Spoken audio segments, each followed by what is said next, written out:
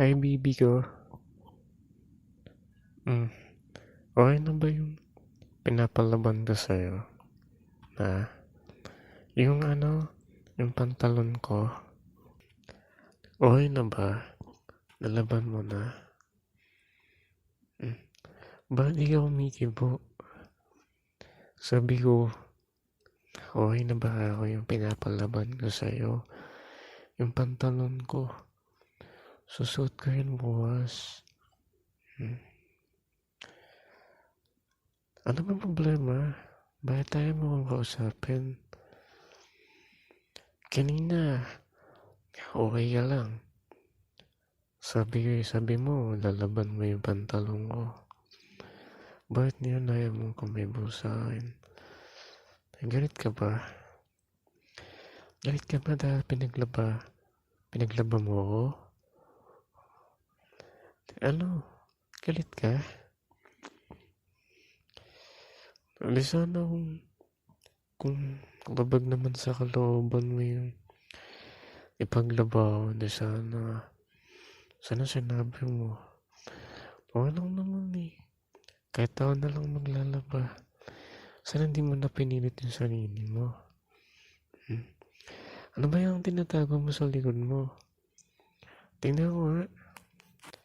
Ano? Ano yung tinatago mo sa likod mo? Tingnan ko. Bakit tinatago mo yung kamay mo? Ano ba nangyari dyan? Tingnan ko nga. Ano nangyari sa kamay mo? Hmm? Titingnan ko. Oh, bakit sugat-sugat yung kamay mo? Ano ba nangyari? Dahil ba to sa nalaban mo? Ano bang ginawa mo? Diba sabi ko, konting kusot lang kasi hindi naman ganun madumi yun eh. Kinusot mo. Tapos, bakit sugat-sugat yung kamay mo? Gumamit ka ng bleach. Nasaan yung pantalon ko?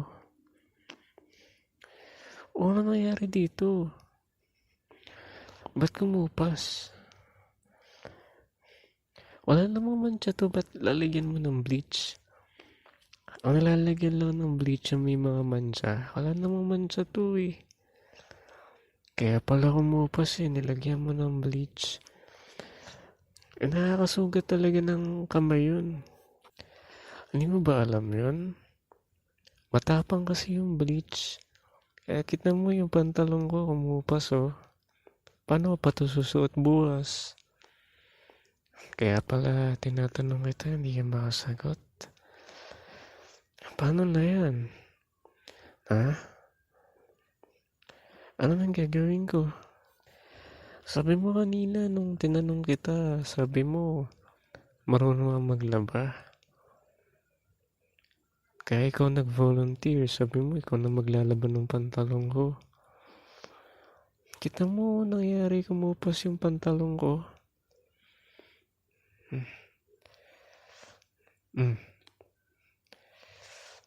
Okay, sige. Ito na naman. Hindi na ako magagalit. Kasi nabigla lang ako. Akala ko kasi alam mo na matapang yung bleach, nakakakupas talaga ng damit yun. Nasasayangan lang ako dun sa pantalon. Mahal-mahal kasi nito. Huwag ka na umiyak. Halika nga. Halika na. Halika na sinabi. Hindi na ako galit. Okay. Kailan ba ako nagalit sa'yo ng matagal? Diba? Pag nag-puppy eyes ka na sa akin, pag tumulo na yung isang luha mo, lumalambot na yung puso ko.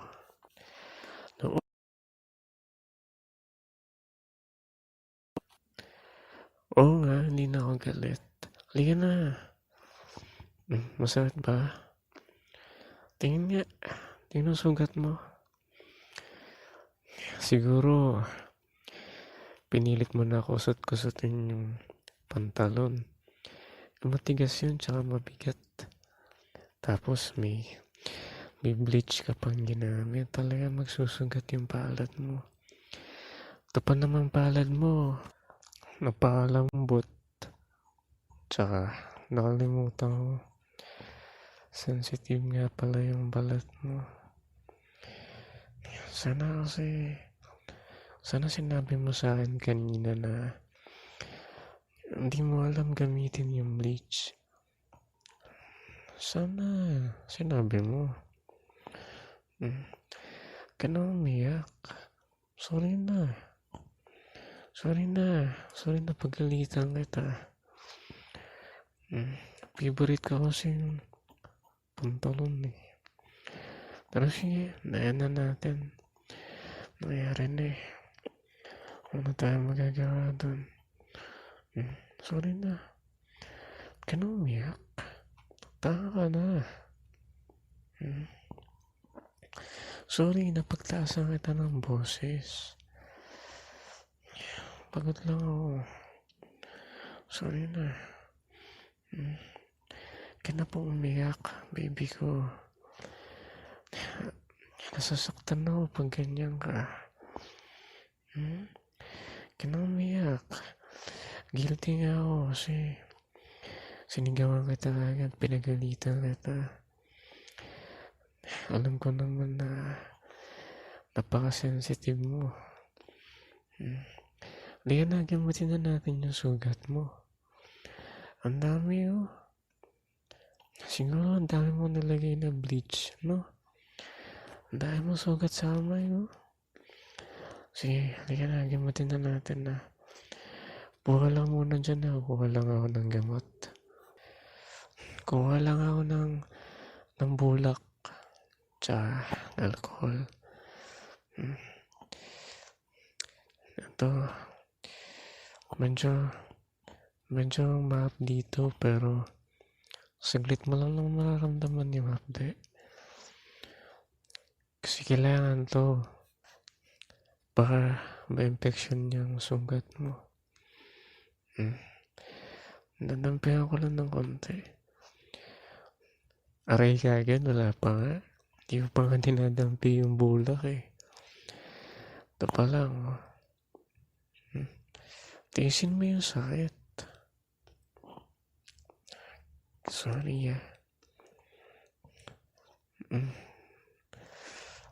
Tiisin mo lang. Mahapdi talaga to alcohol. Pero kailangan to kasi baka mamaya magkaroon ng bacteria yung sugat mo. Gusto mo ba yun? Mas masakit yun. O gusto mo labasan ng eroplano yung sugat mo? Mas masakit yun, bahala ka. Ito, saglit mo lang mararamdaman yung sakit. Pero malilinisan naman yung sugat mo. Kaya umiyak. Alam ko mahapdi, masakit. Pero actually ako to mas nasasaktan kasi feeling ko kasalanan ako kung bakit nagkasugat-sugat yung palad mo. Kasalanan ko kasi hindi dapat kita inutusan na ipaglabaw ng pantalon. Kasi mga pantalon mo may bigat yun eh. Tsaka matigas. Mahirap laban talaga yun, lalo na pag kukusatin mo. Di bale, baby ko, pag nakikipon ako, bibili na tayo ng washing machine na yung automatic. Promise yan para hindi ka na mahirapan maglaba. Or better yet, hindi na kita paglalaba yan. Sorry ah. Sorry. Di ba? Nangako ako sa'yo na magbubuhay prinsesa ka. pag sumama ka sa akin. Sa halip na inaalagaan kita, ito pa yung nangyayari sa'yo. Nagkasugat-sugat ka na nga. Pinagalitan pa ata. Sorry na. Bati na tayo. Sorry. Promise. Hindi na kita paggagawain ng mga gawain bahay. Kung ano lang yung kaya mo. Sorry na.